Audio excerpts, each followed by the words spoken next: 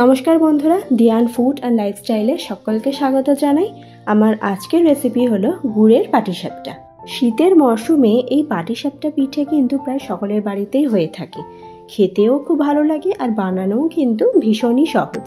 তাহলে চলো একদম নরম সফট পাটিসাপটা পিঠে বানানোর রেসিপি আজকে তোমাদের সাথে আমি শেয়ার করছি। পাটিসাপটা বানানোর দুটো পর্ব থাকে, একটা হলো স্টাফিং আর একটা হলো ব্যাটার। তাহলে চলো প্রথমে আমরা স্টাফিংটা রেডি করে নিই। এইখানে স্টাফিংয়ের জন্য নিয়েছি আমরা নারকেল। একটা গোটা নারকেলের অর্ধেকের একটু বেশি পরিমাণে নারকেল আছে, আর আছে মোয়া বা খোয়া ক্ষীর, নর্মাল যেটা বাজারে মোয়া কিনতে পাওয়া যায় সেটা দিয়ে আজকে বানানো হচ্ছে। আর আছে চিনি আর পাটালি গুড়। চিনির পরিমাণটা কম, গুড়ের পরিমাণটা বেশি, যেহেতু শীতকাল সেজন্য গুড়ের পরিমাণটাই সব বেশি দেওয়া হয়েছে। আর সামান্য পরিমাণে একটু চিনি ব্যবহার করলে তাহলে জিনিসটা একটু আঠালো হয়, স্টাফিংটা খেতে ভালো লাগে।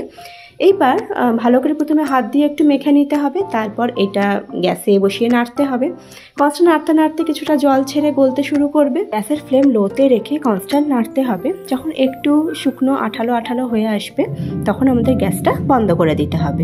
এবার একটা পাত্রে ঢেলে ঠান্ডা করতে দিতে হবে। একটু ঠান্ডা হলে দেখবেন স্টাফিংটা একটু শুকনো শুকনো হয়ে আসবে। ততক্ষণ আমরা ব্যাটারটা রেডি করে নেব। ব্যাটারের জন্য এখানে নেওয়া হয়েছে 1 কাপ সুজি, 1 কাপ ময়দা, 1/4 কাপ আটা। এখানে কিন্তু কোনো চালের গুঁড়ো ব্যবহার করিনি। এইভাবে ব্যাটারটা বানালে পাটিসাপটাটা ঠান্ডা হলেও কিন্তু শক্ত হয়ে যাবে না।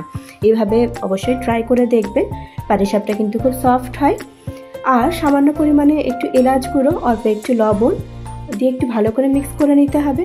তারপর এর মধ্যে দিতে হবে পাটালি গুড়। আপনারা গুড়ের বদলে চিনিও ব্যবহার করতে পারেন। এবার অল্প অল্প করে দুধ দিয়ে এটা একটা ফ্লোয়িং কনসিস্টেন্সির ব্যাটার বানিয়ে নিতে হবে। দুধটা কিন্তু একবারই বেশি পরিমাণে দেবেন না। আমাদের টোটাল 2 কাপ আর 1/4 কাপ দুধ লেগেছে এই ব্যাটারটা তৈরি করতে। এবার খুব ভালোভাবে মিক্স করতে হবে। আর কনসিস্টেন্সিটা দেখে বুঝতেই পেরেছি, এরকম একটু ফ্লোয়িং কনসিস্টেন্সি রাখতে হবে। এবার এটাকে মোটামুটি 8 ঘন্টা থেকে 1 ঘন্টা কিন্তু একটু রেস্টে রাখতে হবে, করে সুজিটাও খুব ভালো ভিজে যাবে আর পিঠেটাও খুব নরম হবে।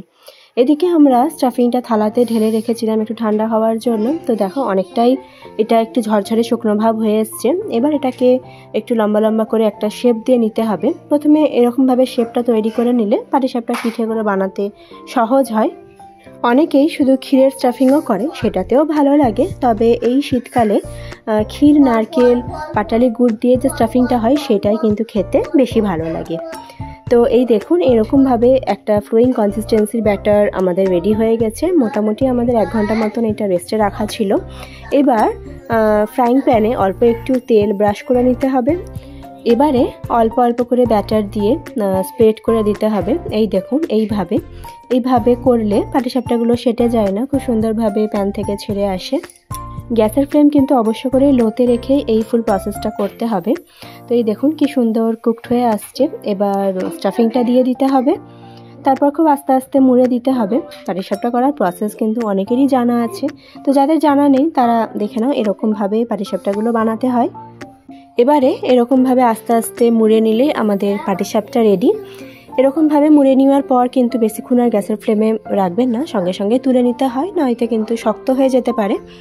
তো এই দেখুন আমাদের কিন্তু অনেক করে পাটিসাপটা বানানো হয়ে গেছে। আর একটা দেখানো হচ্ছে, ব্যাটারটা কিন্তু এরকম ফ্লোয়িং কনসিস্টেন্সির ব্যাটারই রাখতে হয়। যদি খুব ঘন হয়ে যায় তখন পাটিসাপটাগুলো ভালো হয় না, মানে প্যানে তখন সেটে যায় খুব সহজে, তখন এরকমভাবে তখন উঠে আসে না আর তখন ভালোও হয় না। সেজন্য আজকে যে প্রসেসে ব্যাটারটা দেখালাম, এরকমভাবে ব্যাটারটা বানালে পাটিসাপটাগুলো বেশ নরম হয়, সফট থাকে, আর ঠান্ডা হয়ে গেলেও শক্ত হয়ে যাবে না, আর প্যানেও সেটে যাবে না। খুব সুন্দর দেখতেও হয়, খেতেও খুব সুন্দর হয়। আমাদের গুড়ের পাটিসাপটা কিন্তু একদম রেডি। কেমন হয়েছে সবাই কিন্তু জানিও, আর এই প্রসেসে সবাই বানিয়ে দেখো, আশা করি সকলের পছন্দ হবে। তাহলে চলো একটা তোমাদেরকে কেটে দেখানো যাক কতটা সফট হয়েছে, আর ভেতরটাও কি সুন্দর লাগছে দেখতে। তো এই দেখো কি সুন্দর লাগছে। এবার আমাদের প্রথমে পাটিসাপটা ভগবানকে ভোগ নিবেদন করা হবে, তারপর বাড়ির লোকেরা গ্রহণ করবে। পাটিসাপটা কিন্তু আমাদের গোবিন্দর ভীষণ পছন্দের, সেজন্য প্রথমে গোবিন্দকেই ভোগ নিবেদন করা হচ্ছে।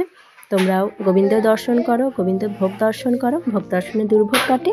রাধে রাধে। আজকে ভিডিও এখানেই শেষ করছি, দেখা হবে নেক্সট ভিডিওতে। সবাই ভালো থাকবেন।